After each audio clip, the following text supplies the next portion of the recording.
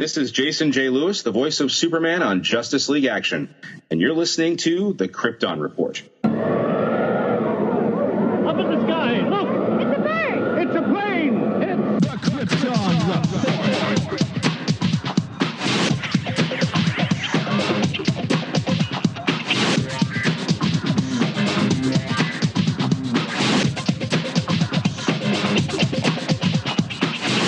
Welcome to the Krypton Report Podcast, presented by the Southgate Media Group. The All Things Kryptonian podcast, including Superman and Supergirl. We discuss games, movies, cartoons, TV shows, and comics. Krypton Report Pod can be found on Facebook, Twitter, Skype, YouTube, and Instagram. And if you want to drop us a line, send it to kryptonreportpod@gmail.com. We are on Patreon under Southgate Media Group. And our official merch page is tpublic.com. Search Krypton Report. Now on with the show. All right, welcome to the Krypton Report. It is I, your host, the Superman in Blue, Tyler, and with me as always, the other half, the force of good, the Red Almighty, Mr. James Cole. Welcome, James. What's up, Tyler? All right, so today is special, man. Like, I'm pumped because years ago, when this show first started, we pitched the idea of the Krypton Report. All right, we're going to talk about Supergirl and then the other super show that was on the horizon, which was Krypton. And for the longest time, we had kind of this ongoing joke because it was like, all right, any news on the Krypton front? Nothing. And then we got like, oh, there's a trailer. None. Oh, there's a cast. And I mean, for the longest time, we would just kind of joke because, you know, they talked about Krypton. Jeez, I mean, it had started, just to put this in perspective, Krypton was being discussed at the same time Gotham was. Okay? Man of Steel came out in 2013, and Krypton was going to be, you know, a prequel series to Man of Steel. Gotham premiered in the fall of 14. And Supergirl premiered the fall of 14, if I'm not mistaken. Yeah, right? No. Supergirl premiered the fall of 15. Yes. Okay.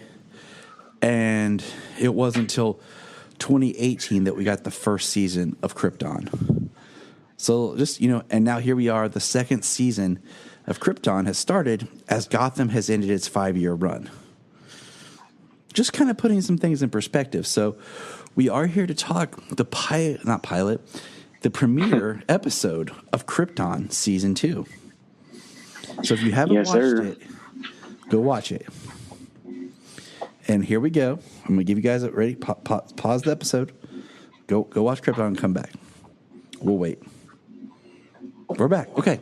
So just, you know, my brother-in-law is hanging out here with us, and he's catching up because he doesn't have DC Universe. So he's catching up on shows. We've rewatched Titans. We rewatched Young Justice Season 3. He's watching Swamp Thing with me. So Krypton's the next up. And I told him, I said, you know, Krypton's good. Season 1, I think it took a little bit to find its footing just because we do know that it had meant to be more closely tied to Man of Steel directly. And then they redid it. They decided to make it more of a Superman prequel-esque show and not just the Man of Steel-based show that they initially were going to do. So I think with that, they had to retool some things, and that's why it's, I think, a little rocky getting started. So anyone who hasn't watched Krypton should.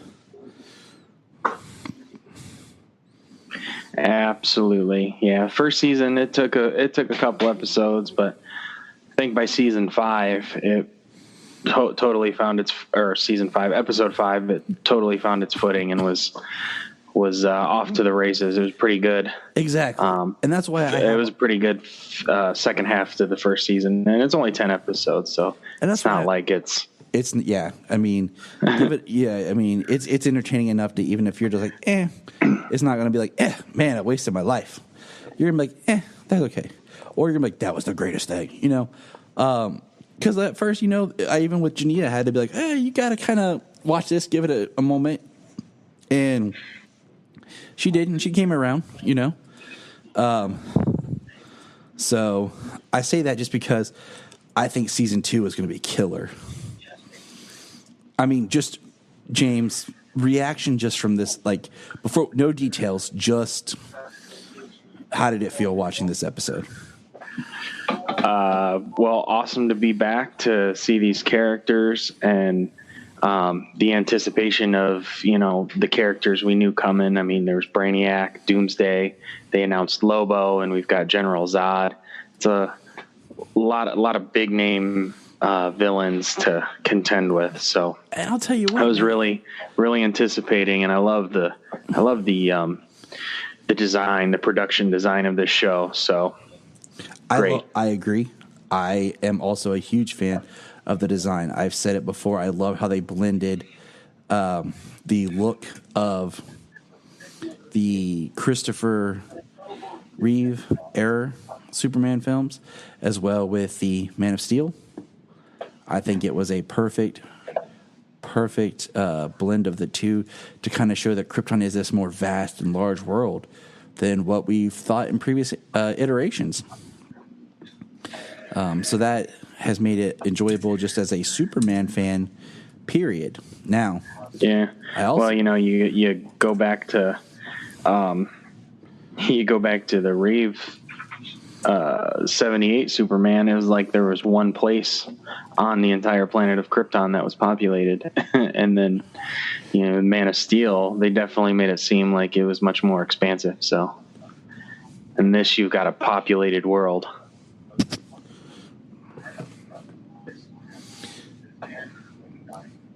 And I agree. So let me see. So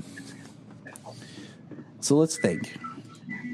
With that, okay, that's one of the strengths I feel that Krypton has. Is it makes us feel. It makes it feel big. You know, for once, I feel like I'm actually in the world of Krypton because there's so much going on.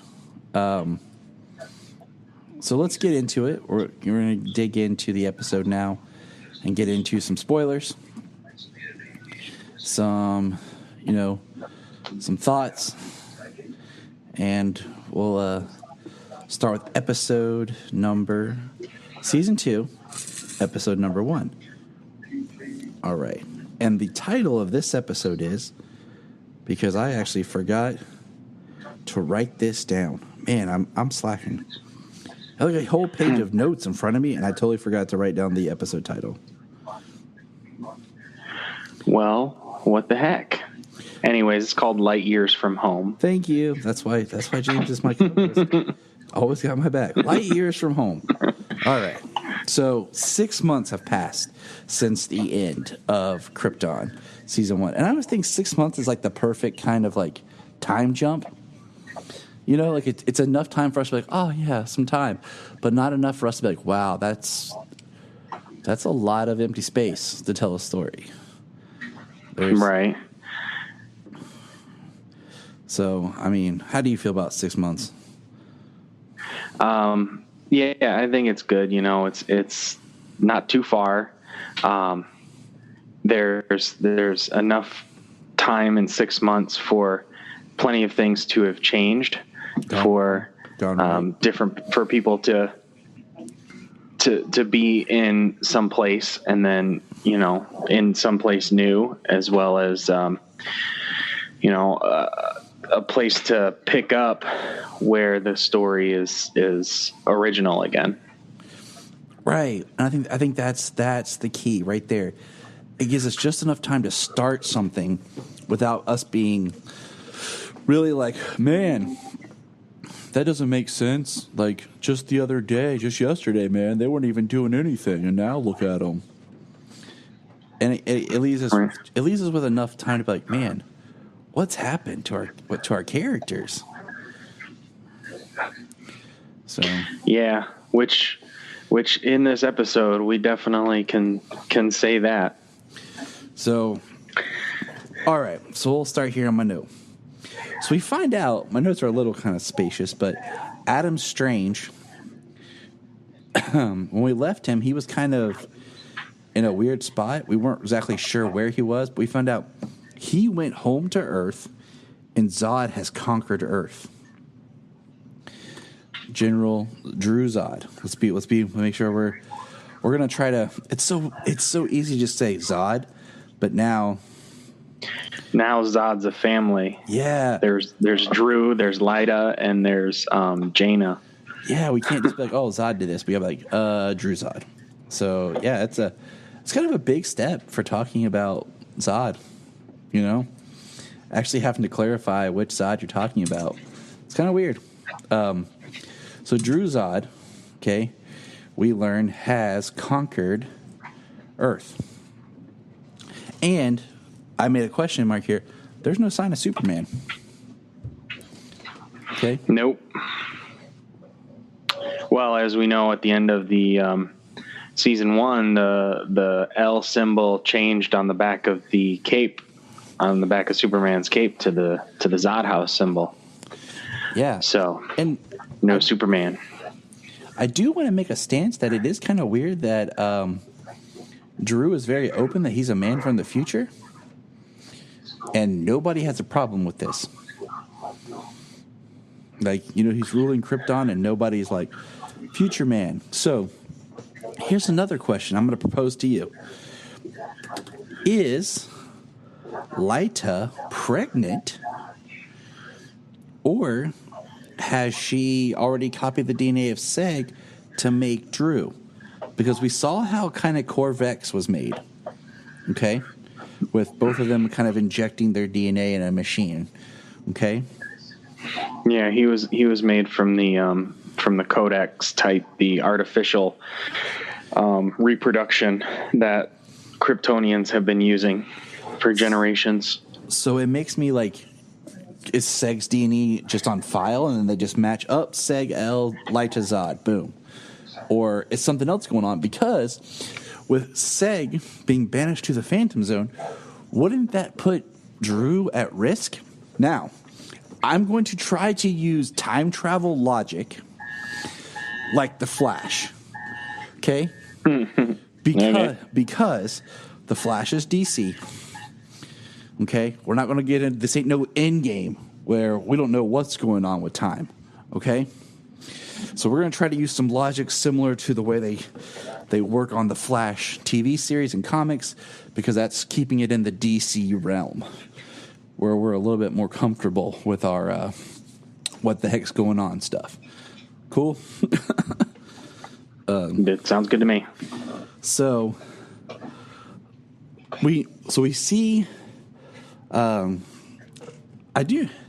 We see that, oh, hey, while we're talking, just side note here, I just won a bid on eBay for a Rebirth Superman action figure.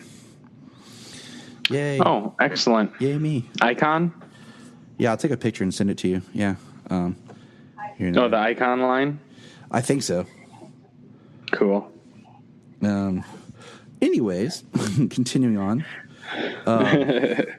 See, this is the show. You never know what's going to happen. It's live. I really want Adam Strange to get his suit, because I really feel like he is junk right now.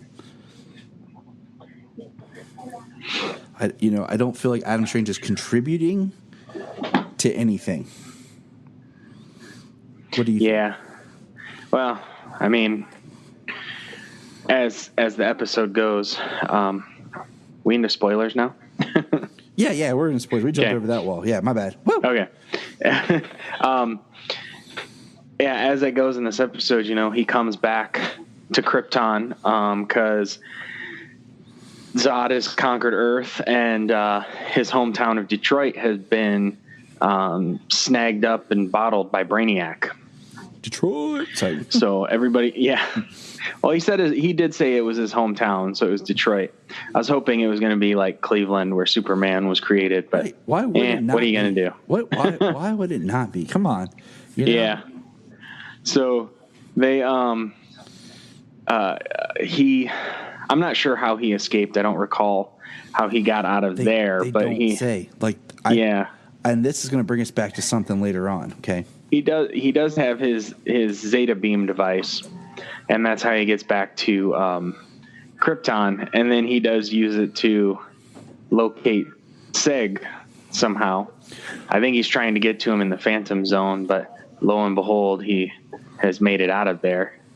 But he does use it to go get him. So at this moment, like, yeah, in the end of the first season, besides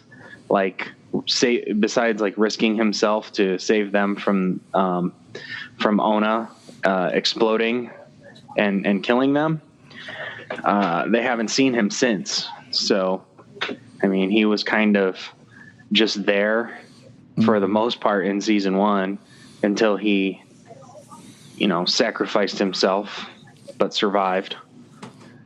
So yeah, where he is now. So I'm gonna pause on Adam Strange for a moment, and we'll get back to him because I have a theory / idea about him. So we'll come back to Adam. One thing about Adam in this episode, real quick before you move on, he has an obsession with getting a safe word established. Yeah. In this episode, he brings it up a couple of times. I laughed really hard at both times. Well, when Jack Zor saved him, and it took me a minute to realize it was her, she looked straight out of the animated series. Do you remember the episode in the animated series of Superman where it's Jack Zor and I cannot remember the woman's name because they were Kryptonian villains, but they couldn't use like Zod or Ursa or Feora. Yeah. So she looks like the woman, but then she's also got like the eye patch of sorts, like the guy. So yeah, I was like, wow. I'm like, she's named after the dude, but looks like the woman. I'm like, this is pretty sweet. Like, I love little callbacks to things like that. Yeah, that's one thing about this show is they make it a point to like pull from every iteration of Superman that's out there. They want to pull from the comics. They want to pull from the old movies. They want to pull from the new movies. They want to pull from TV. They want to pull from animation. That's great. Yeah, it is. I mean, it makes the story of Superman feel inclusive and not like, oh, this version's better, or this version's better, or we don't recognize this. We recognize everything.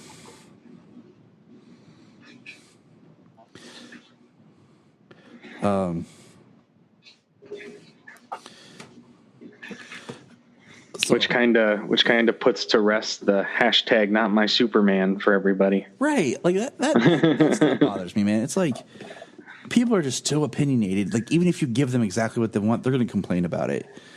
And how many times have we talked about like people like they wanted more Chris style Superman. We get Superman Returns. People complained about that.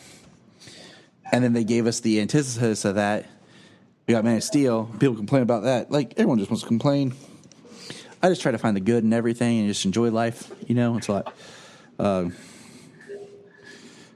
Yep, and then people want to talk about they enjoy these deconstruction projects of superheroes, but then you get that with Man of Steel and BVS, and then like people complain about it, and then they turn around and want to kind of do something else with Justice League, and then they complain about that.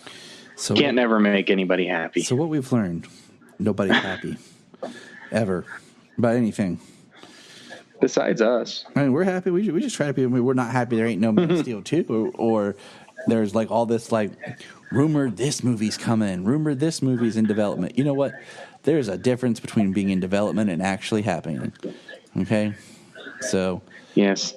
There's a difference. Yeah, there's a difference of us not being happy because something doesn't exist than never being happy with what we actually get.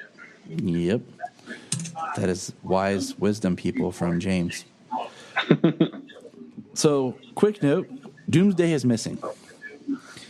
Nobody knows where Doomsday is. The people that released Doomsday don't know where he is because we get to see an interrogation scene of Lyta with one of the survivors of that group, and Lyta's not very nice anymore. No, she is not. I'm like, she's going full on evil, which, okay. All right, I guess, that's where they want to go with her. Okay. Maybe and in that scene, like, she walks out of the reconditioning chamber. Yep. And they have got a horde of reconditioning chamber. You just hear people screaming, like, this is a thing that's going on now. And it's like forcing people's compliance with the rule of Zod. Right. And I mean, anytime you have to force somebody, like, you're not really making them better. Like, if someone doesn't accept something on their own volition, like, it's not even worth doing. But, we're talking about egotistical maniacs here. So, yeah, we got that. The 6 month jump is pretty cool, just to show the fact, because the clothing is different this season than it was last season. The cities are a little different, a little step towards one direction, because there's less segregation, as it were. Zod freed the rankless from being like the low class of society to try and make more people equal. So that's kind of like the equality is kind of expanded around. So the rankless living area doesn't look just run down and like they're living in filth anymore. Everything kind of looks more cohesive. Which, I mean, is extremely smart if you're Zod. Yeah. I mean, it is extremely smart to do that, because now you've just won favor. You've won, you are changing the world to be better, and everybody's on your side, Yeah. The poor, which, in most cases outnumber the well-to-do. So in this case, he's just, done well by himself by getting the mass majority on his side. And not everybody's happy with it, but what are they going to do about it, He's got the military and everything on his side, so nobody's going to be able to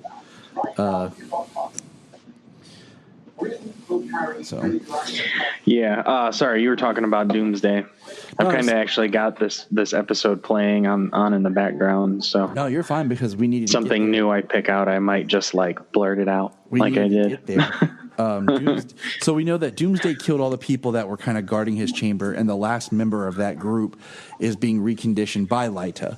So we were getting there. We were in there, and we know that Doomsday is missing. So he is the one person I was looking forward to this episode to see, because I wanted to share that with my son, who, as everybody knows and listens, is obsessed with Doomsday. Right.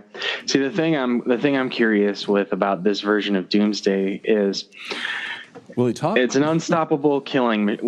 We know Doomsday is an unstoppable killing machine. He can't be killed. We know, as fans, that he can be killed, but he's more immortal. He will return and can't be killed the same way again.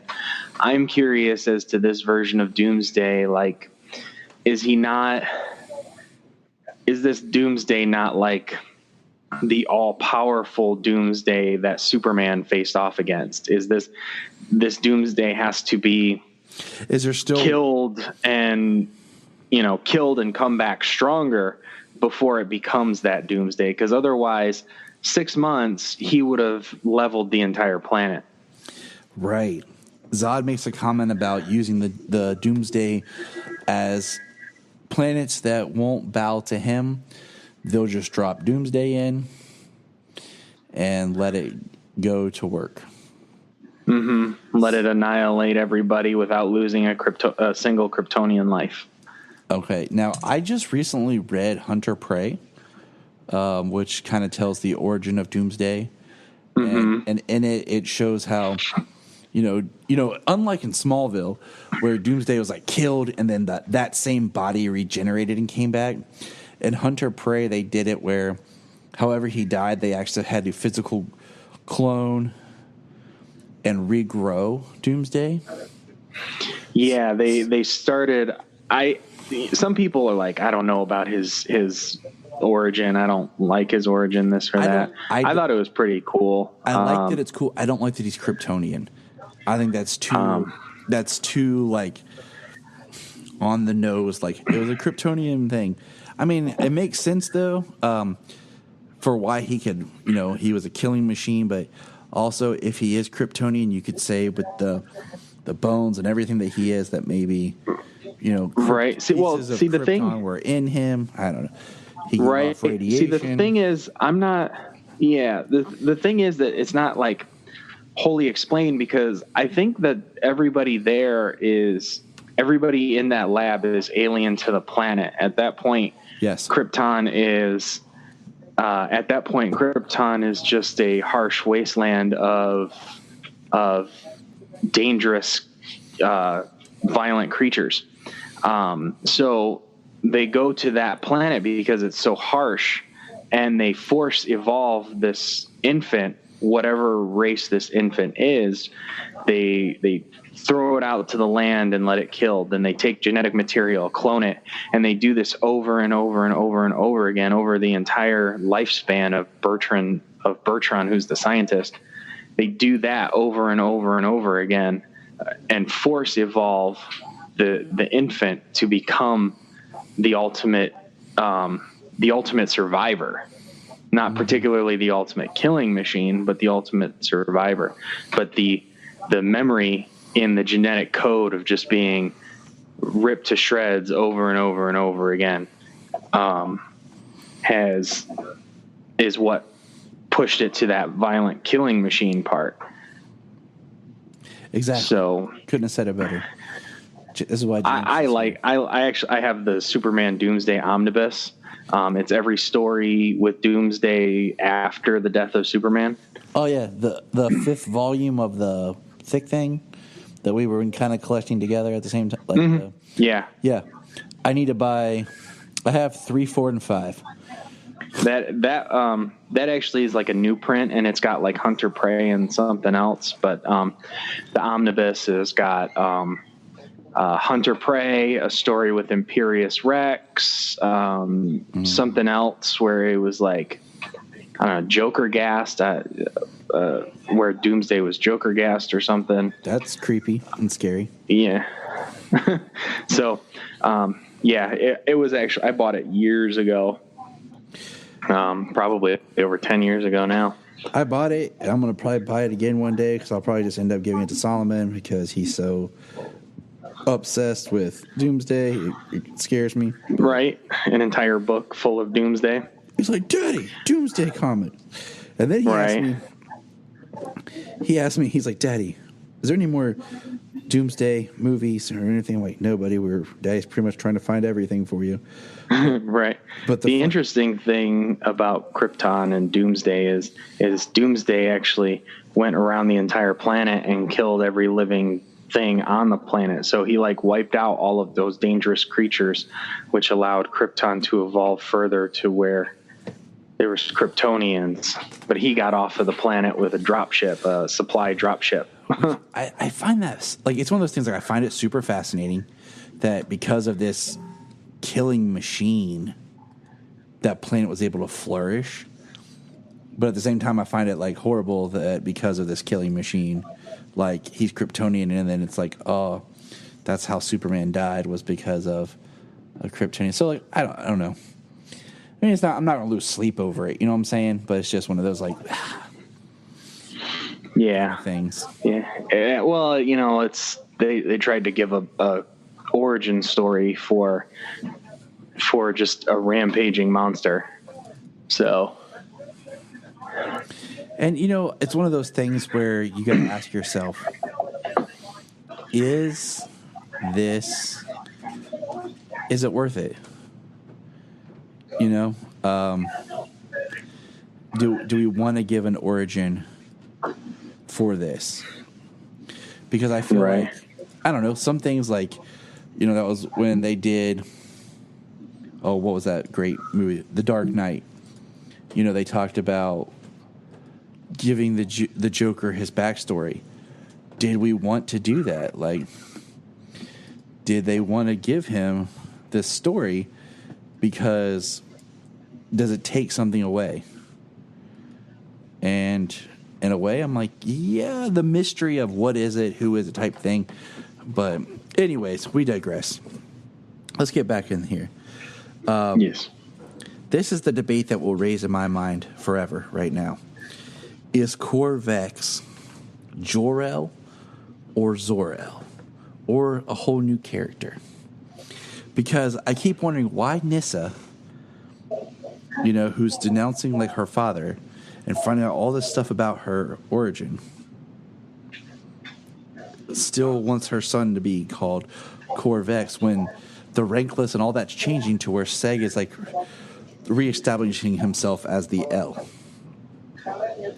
Well, yeah, I mean, Zod even says that Seg L is his father and that Seg sacrificed himself for Krypton. Like, Seg L is a hero. So now, like, the L name is synonymous with the survival of Krypton. And why is he Drew Zod and not Drew L? Like, this is going to, like, this is... You're overthinking it. I know. That's my problem. Like, I even have it in my notes, like, all right. Shouldn't Nyssa be Nyssa Darren Vex? Like, because we go back to the Lara Lorvan and the Kara Zor-El, okay? Yeah. But then we get into it and we have just Lyta Zod. Well, it's like, do we call you Jonathan Tyler Patrick, or yes we do. Do people call you Tyler or Tyler Patrick, or women have, like, my daughter should be technically Selah Jonathan Patrick. You know what I'm saying? Like, yeah. You know what I'm saying? Like, and then Solomon would just be Solomon Patrick. Right. But or people don't call me James Robert Cole; they call me James Cole. Exactly. So that's one of those like nitpicks I'm going to have with how the naming of females go, because it always seems like is... You were curious about that back in season 1. Go listen to our season 1 episodes. It seems like females always have their father's name, and don't adopt a name if they are paired. Because Lara was never Lara L. It was always Lara, the Lady Lara, or referred to as Lara Lorvan.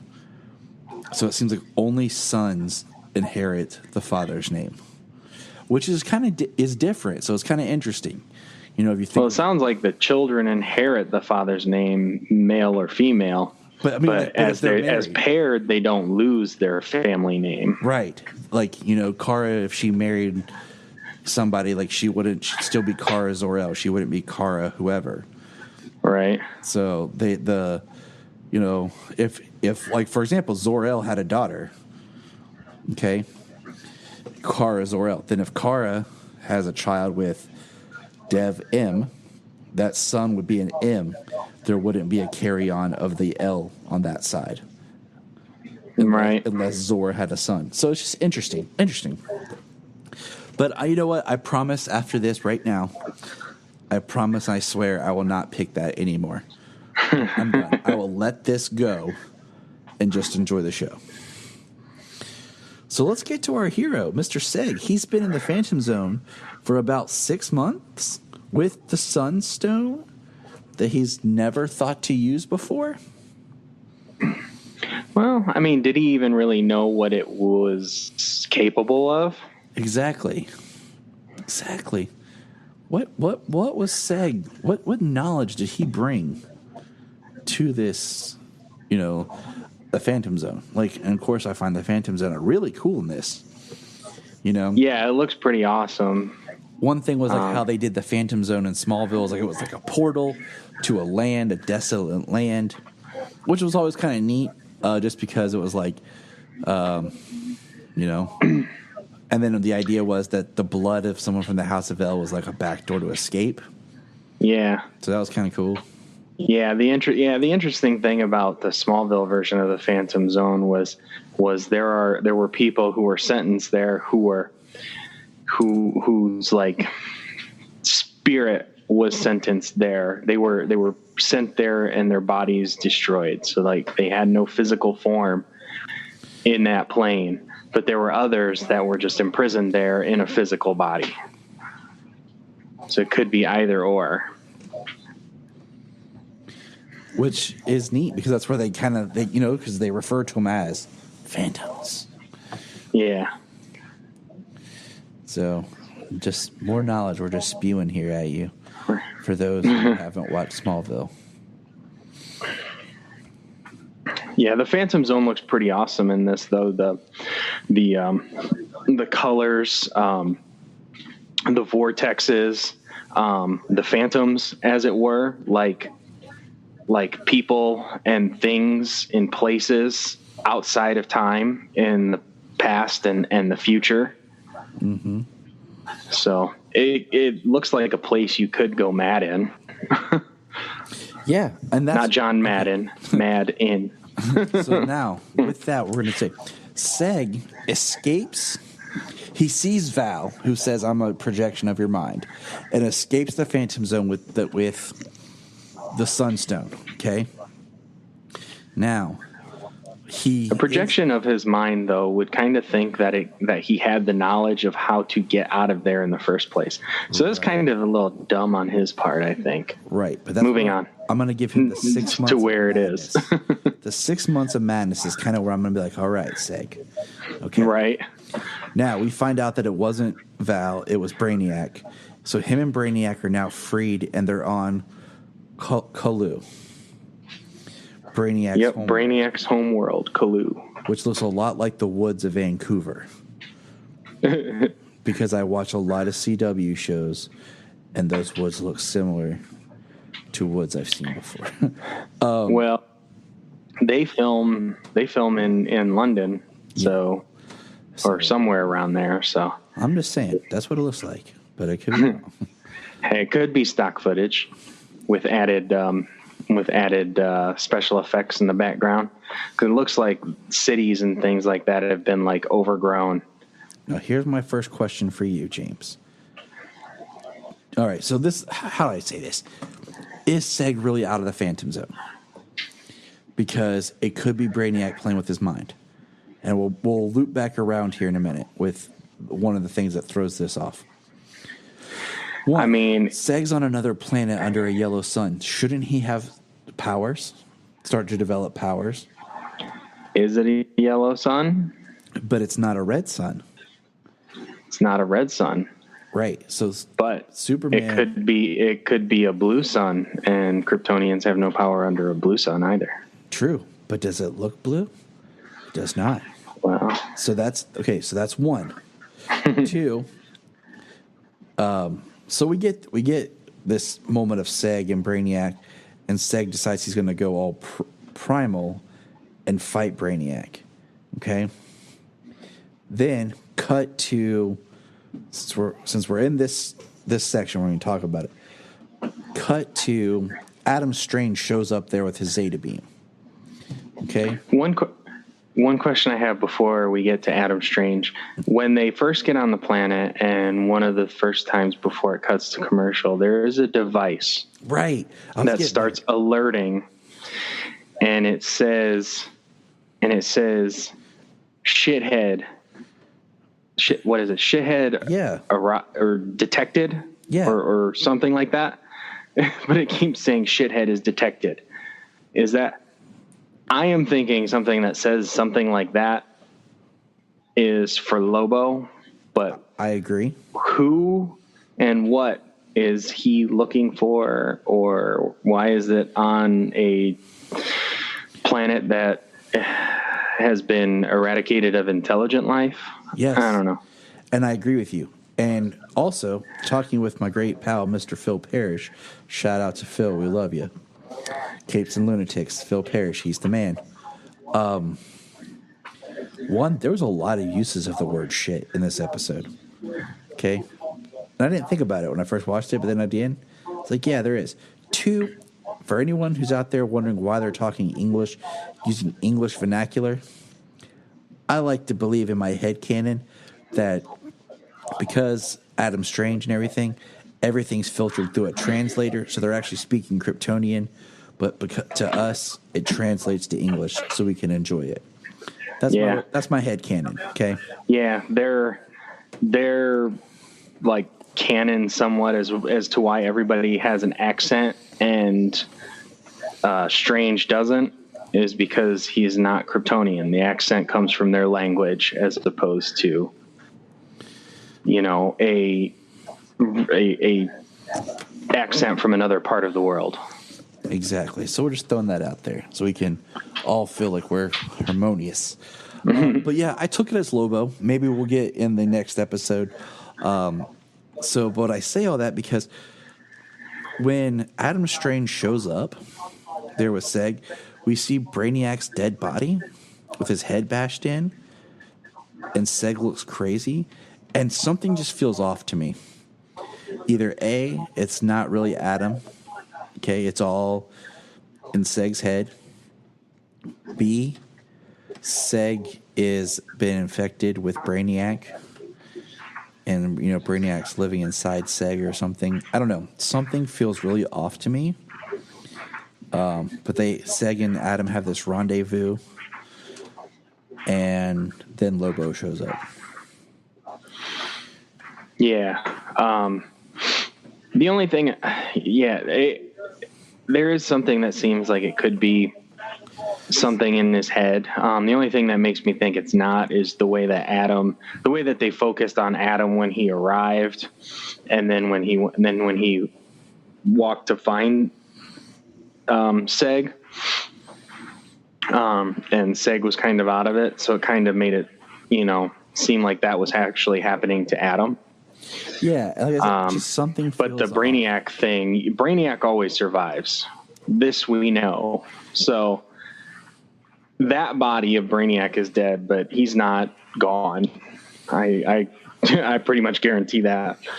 Yeah, that's what I'm saying. Something just feels off about that. But since we're kind of keeping with characters here, Seg being our character, Lobo arrives, and you know what? I'm not a Lobo fan. Like, if they do a Lobo spinoff show, like they've talked about, I'll try it just because I'm a fan of DC Comics and want to support everything. Just like I'm going to watch Pennyworth. But I don't know. To me, the guy playing Lobo looks okay, but Lobo, to me, he always is supposed to be like a big dude. Like, big, really muscular. This guy looks good, but he still doesn't look like... Yeah. And just tangent real quick. Did you see the full trailer for Pennyworth? No, because I wanted to watch it with Junia, and we just haven't had a chance to. Okay. Well, whatever being another prequel show, the trailer actually looks like the show could be quite compelling. But, I mean, I'm in. Yeah, I mean, it looks like it should be a very interesting espionage type show. Mm-hmm. It does look really good in that respect. That I have to give it. With it being a Alfred show, I mean, whatever. It's a name. It's a character with a past that you don't really know a past from. Mm-hmm. So, but as an espionage show, the trailer does actually look pretty compelling. And I'm not excited about the show, but that trailer makes the show look like it would be good. See? Once again, this is why James is around. I saw it on DC Daily. Like I said, I'm in on it. I mean, I'll give it a shot. It's just nice that was a show like, oh, hey, they're looking at developing this show. And it's been like, what, a year ago that was said, and it premieres next month. Like, it's like, oh, something actually was talked about and happened. Oh, yeah. Well, but, with Lobo, he looks fine. He's just not, I don't know, like the way I would picture Lobo. I would think they'd want somebody bigger, more muscular, and he sounds Australian. Well, the guy's Irish. Maybe that's what it was. The guy who guy who plays him is Irish. I think the different accent is also to differentiate him as another race as well. Him being Zarnian, but he looks like Lobo. Yeah. I mean, the clothes, the hair, the white skin, and the black around his eyes, the weapons. He looks like Lobo. So that's one thing. And the guy is kind of tall, but he's not like a bodybuilder. But I mean, not very many bodybuilders are actors. No, that's why I have to say before, if I ever, if they ever did a Bane, like a new Bane, just get a really big dude, keep the mask on him, and then get an actor to do the vocals. Right. Which could work. So yeah, I haven't read very much Lobo. My Lobo comes from mostly animation and stuff like that. And the guy's attitude seems fitting. Yeah, I mean, he seems fine. Like, I'm just saying, like, he's just not as big as you think. Now, here's a little trivia for you. The guy playing Lobo has also done another character for DC.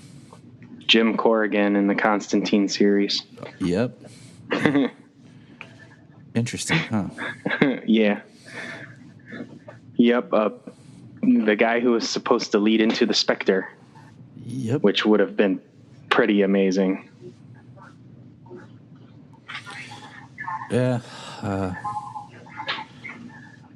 But so yeah, that's a violent character. And Lobo, he only shows up at the end, and it's teased mainly for next week's episode. Mm-hmm.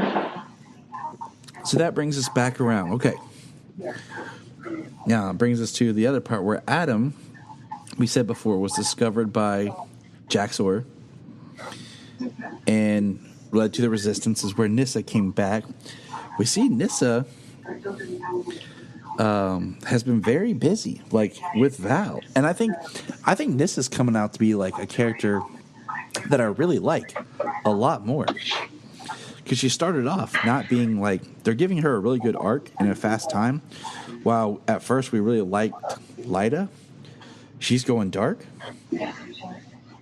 And this is actually where I'm like starting to root for her. Like, I thought at first I was going to be kind of torn between, all right, who's it going to be? Nyssa or Lyta for Seg? Now I'm like, I'm on the Nyssa train. Yeah. Yeah, Lyta's definitely got a dark streak going on in her. Part of it comes from Seg being gone. Like she's manipulated by Druzad, her son, as well as Seg being almost a moral compass in her life is gone. But that means that she's not a very good person if he's not around. So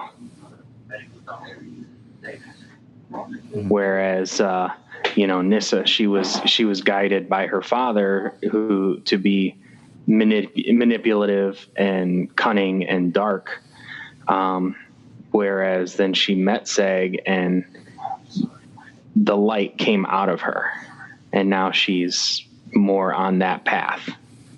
Mm-hmm. So it's definitely interesting how they both, just from Seg's interaction, how they both have converged and gone in opposite directions. Actually, like cross paths and went one way and the other went the other way. It is compelling. And Seg needs to watch what he does. He's making kids left and right here. guess they don't. I guess when you artificially create children, birth control is not a very big. Yeah. Yeah. Side note, just as we do this, I just want to point this out. Kal-El is Val-El's great-great-grandson. Just wanted to throw that out there. Because, I was keeping my lineage stuff written down. So we learn that Druzad and Lyta have a plan to sniff out the Resistance.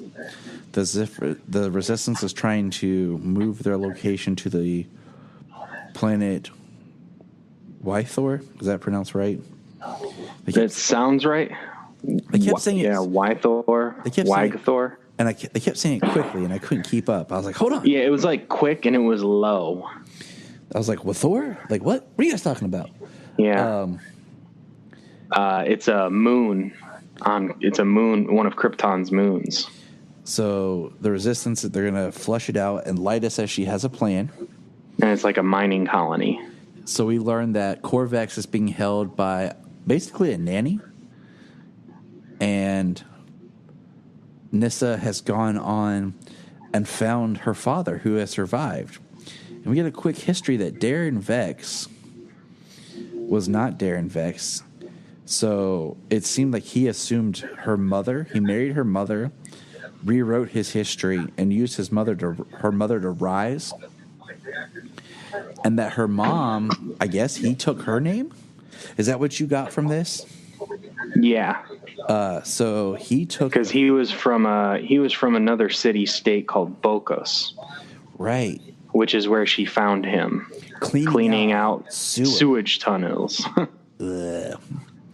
And she is like having her little identity crisis, in the fact of trying to figure out. We found out she is basically a clone, and that was something they were doing, was cloning Kryptonians elite, so basically making them immortal. And she is having a heck of a time. Just identity crisis is right. She doesn't know who she is now that she's a clone, and she wants to know how much of her is what she used to be. And as she's saying this to Darren, boom, his head gets blown off by Lyta. And we find out that it was Lyta who basically baited her out there. And then it cuts to we find out that the nanny was used and gave up the location of Val-El and Jax-Ur. And we see that Korvax is now in the hands of Druzad. So that's some pretty intense stuff that happens right there. Yeah, Mama Zed, who was the one who raised, what's his friend's name? Rest in peace. From last season. Yep. He's not dead. I thought he died with he joined the Sagittari at the end of the first season. Oh, okay. For some reason, because Ona died. I thought he died with Ona's explosion. No. Well, by the time we talk about the next episode, I will have rewatched the first season. It's been on my to-do list, but I hadn't had a chance. But with my brother-in-law here, he wants to watch it, so guess what? Yep. I'm going to power through it with him. So, but yeah, the woman who raised Seg's friend who owned the bar, which I'm kind of mad I can't remember his name offhand, but she's the one who gives the tip that lures Nyssa out, and she leads the Sagittari to Van and Jax-Ur and Adam Strange, where they're hiding out. Yeah. And they blast her in the back, so she's dead too. Yep. But Adam escapes with his Zeta beam device, and that's where he ends up on Kolu with Seg, and Jax-Ur and Val escape through a artificial wall. Yep. and they are heading to the moon, to the Resistance. While Drew Zod holds Corvex, begging Nyssa to give them up, or he's going to raise him as his child, which is, being raised by your brother. Okay. All right. So here's one thing I'm going to pose to you about time travel and all this. Krypton's still going to explode. That's the feeling that I get, because the way Zod is all about leaving Krypton and expanding. Like, the planet's still going to explode, and I wonder if that has to happen, or if Krypton doesn't explode, it'll change all of history, so Zod never left to come back, kind of thing. Right. So that's just something to kind of think about, like, Krypton's still destined to explode, but we don't exactly know how or why, it's always been like, Krypton's planet was having issues from mining, or it became unsettled, or the sun exploded, destroying the planet. And in the recent comics, now they're trying to say Rogol-Zar destroyed Krypton. So we don't know which way they're going to go with Krypton's destruction here. So it's kind of interesting. It's just something I keep in the back of my mind. All right. Well, what, they had said in the first season that it was the taking of Kandor that destabilized the planet. But then at that point, it's like it took 200 years for it to deteriorate and explode. I mean, on a planetary scale, who knows? But and I mean, they altered that. Even though he was taking Kandor, they screwed all that up. Yeah. That's why I'm like, I'm just keeping my ear out, keeping my mind kind of opened to how things might happen. Right. Well, basically, they're in a new timeline now, so it gives them the freedom to do pretty much anything they want. True. So, I mean, this is true. All right. Yeah. So before our heads explode with trying to unravel the mysteries of time travel, what would you rate this episode? I liked it. It was really good. It was a strong start to the season. We got to see Brainiac, Zod, and Lobo. A discussion of Doomsday, which gets you thinking. Good bit of humor. Interesting character paths. I give this an 8.5. A strong start to the second season. I was just going to give it an 8, but 8.5 does sound good. Maybe because I'm a little more of an anti-hero fan, and the way that Lobo was portrayed, the guy's portrayal of Lobo, his actions, his mannerisms, it's really nice. He seems like he's strong. The character of Lobo, he blasts Adam with a stun gun type thing and knocks him out. But then Seg charges him, and he just hits him, and not like wails on him. He like jabs him and knocks him out and sends him flying. Mm-hmm. And then he chains them both up and is dragging them off without any sort of effort put into it. So he's a strong character. Which is per the course. He's not like Kryptonian, where he needs certain conditions to be strong. He always is. But then he's funny. the way he's talking, and he's like, I'm Lobo, and he's acting like a crowd is cheering for him, and then he talks and he's like, reason one or question one, and he gives the middle finger first, and then number 2, then he puts up his index finger. So It's just funny, interesting character. It is. So that gives it a half point for me. All right. I'm going to go with that. I'm gonna let that half point slide. All right. All right. So that wraps up. We got a special episode coming up here soon. So keep listening to everybody. And remember, James is always right. Well, when you argue the right way, you're always right. Mm-hmm. Look up in the sky. Look up in the sky. Look up in the sky. You can find us on Instagram, Twitter, Facebook at Krypton Report.